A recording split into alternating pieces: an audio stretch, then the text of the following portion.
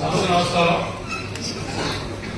ముఖ్యంగా దెందులూరులో సిహెచ్సిలో ఎక్స్రే ఎందుకు పనిచేయట్లేదు, ఎవరి కోసం ఆ ఎక్స్రేని కొనుగోలు చేశారు, దాని పరికరాలు ఎవరి పర్మిషన్తో మీరు వేరే హాస్పిటల్కి పంపించారు. ఓకే, ఎమర్జెన్సీ వచ్చింది ఇంకా ఇక్కడ ఫిట్ చేయలేదు కాబట్టి మీరు పంపించారు అని ఇప్పుడు దాకా ఎందుకు దాన్ని పెట్టించలేకపోయారు? దానికి కారణం తెలియజేయగలరా? సార్, ఇప్పుడు ఇది కోవిడ్ టైంలో ఈ యొక్క 100 ml ఎక్స్రేని అన్ని కమ్యూనిటీ హెల్త్ సెంటర్స్ కి 30 బెడ్ హాస్పిటల్స్ కి ఇచ్చేసారు.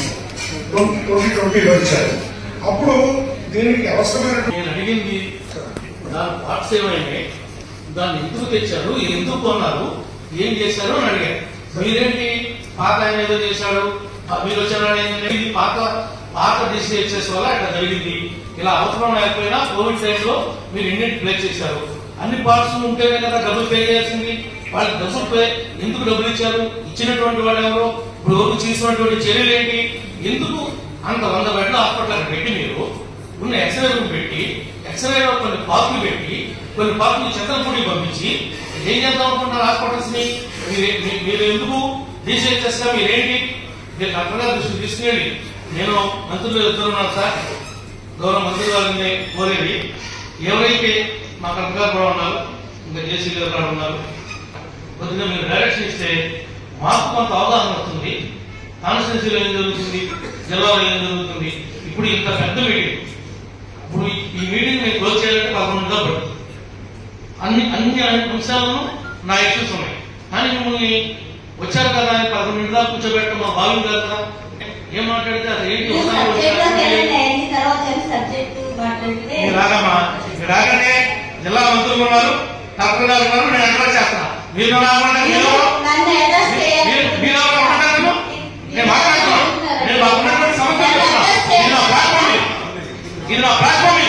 నేను అప్పుడు ఎలా చేద్దాం మాకు ఉన్నటువంటి ఇబ్బందులు మేము చెప్పుకునేటువంటి అవుతుంది. మాకు చట్టం ద్వారా వచ్చినటువంటి శాసనం ద్వారా వచ్చినటువంటి హక్కు మేము మా భాగం చెప్పుకోవాలి, మా ఎమ్మెల్యే భాగం చెప్పుకోవాలి, మా తాలూకా ఉన్న విషయాన్ని ప్రజల తాలూకా చెప్పాలి. మీరు నామని చెప్తాను, మీరు ఆగమంటే మీరు చేపట్టిన మాత్రం నేను ఆగడం లేదు. అసలు విషయం చెప్పాను. మా భాగం తాలూకా ఉన్న విషయాలు ఇద్దరు మంత్రుల గారికి, కలెక్టర్ గారికి, జేసీ గారికి, జిల్లా అధికారులకి, జడ్పీటీసీ సభ్యులకి, ఎంపీపీకి అందరూ కూడా అర్థమయ్యే ఉంటుందని నేను భావిస్తా ఉన్నాను. చెప్పాలంటే ఇది ఉదయం 11 గంటల మొదటి సాయంత్రం దాకా గడపాల్సిన మీటింగ్, మొక్కుమైన మీటింగ్ పెట్టి మాట్లాడేమంటే ఎలా మాట్లాడతాం మేము? నాకే అర్థం కాదు. నా ఎదురు పడుతున్నప్పుడు ఇప్పుడు చెప్పిన ఆన్సర్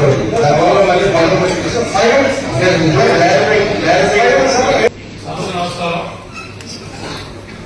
ముఖ్యంగా దెందులూరులో సిహెచ్సిలో ఎక్స్రే ఎందుకు పనిచేయట్లేదు, ఎవరి కోసం ఆ ఎక్స్రేని కొనుగోలు చేశారు, దాని పరికరాలు ఎవరి పర్మిషన్తో మీరు వేరే హాస్పిటల్కి పంపించారు.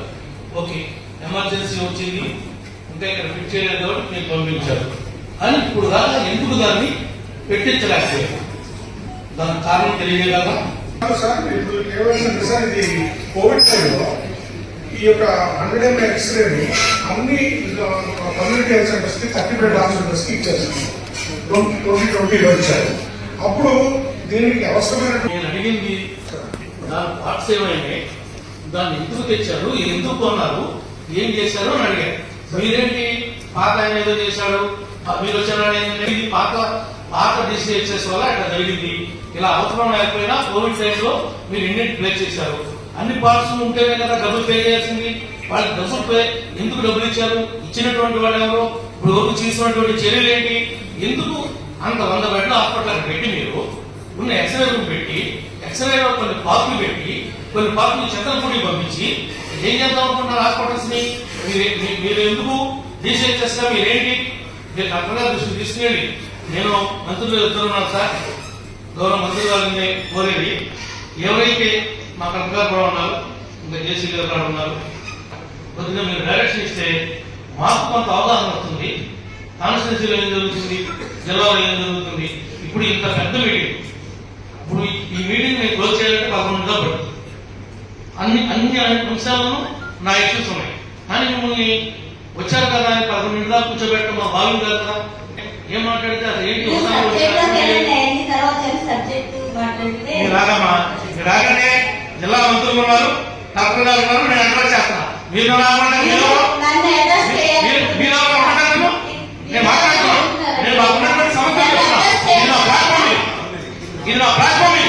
నేను ఒక ఎలా చేద్దాం మాకున్నటువంటి ఇబ్బందులు మేము చెప్పుకునేటువంటి అవుతుంది. మాకు చట్టం ద్వారా వచ్చినటువంటి శాసనం ద్వారా వచ్చినటువంటి హక్కు చెప్పండి. మేము మా బాధను చెప్పుకోవాలి, మా ఎమ్మెల్యే బాధను చెప్పుకోవాలి, మా తాలూకా ఉన్న విషయాన్ని ప్రజల తాలూకా చెప్పాలి. మీరు నామని చెప్తాను, మీరు ఆగమంటే మీరు చేపట్టిన మాత్రం నేను ఆగడం అవసరం లేదు.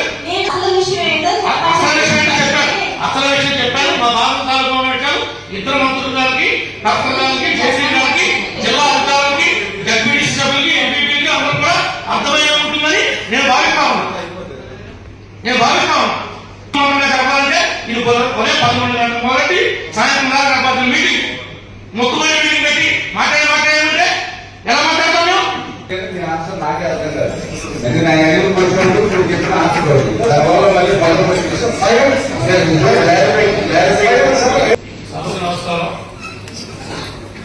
ముఖ్యంగా దెందులూరులో సిహెచ్సిలో ఎక్స్రే ఎందుకు పనిచేయట్లేదు, ఎవరి కోసం ఆ ఎక్స్రేని కొనుగోలు చేశారు, దాని పరికరాలు ఎవరి పర్మిషన్తో మీరు వేరే హాస్పిటల్కి పంపించారు. ఓకే, ఎమర్జెన్సీ వచ్చింది ఇంకా ఇక్కడ ఫిట్ చేయలేదు కాబట్టి మీరు పంపించారు అని ఇప్పుడు దాకా ఎందుకు దాన్ని పెట్టించలేకపోయారు? దానికి కారణం తెలియజేయగలరా? సార్ ఇప్పుడు ఏమైందంటే సార్ ఇది కోవిడ్ టైంలో ఈ యొక్క 100 ml ఎక్స్రేని అన్ని కమ్యూనిటీ హెల్త్ సెంటర్స్ కి 30 బెడ్ హాస్పిటల్స్ కి ఇచ్చారు. 2020లో ఇచ్చారు.